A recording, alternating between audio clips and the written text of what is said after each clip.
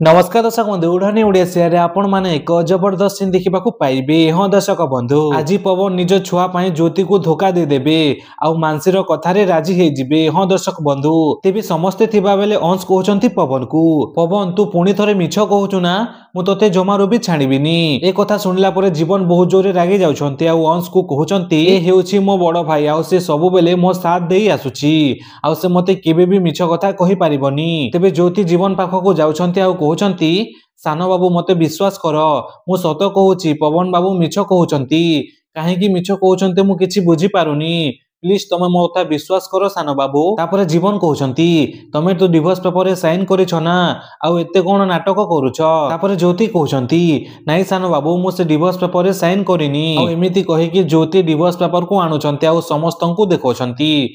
मां ठाकुराणी जीवन बाबू को डिवोर्स पेपर दे देउचंती। तापरे डिवोर्स पेपर देखिला परे जीवन कहउचंती ये तो तमे साइन करिछ, किंतु से डिवोर्स पेपर रे ज्योति बिल्कुल भी साइन करि नाहंती। से दुष्ट मानसे प्लान करी कि पवन रो सामना रे डिवोर्स पेपर रे साइन से निजे करि देछि। तो दर्शक बंधु आपण मान को कोन लागुछि ज्योति कोन निजको निर्दोष बोली प्रमाण करि पारिबे कि? जदि हां ताले कमेंट माध्यम रे यस लिखंतु।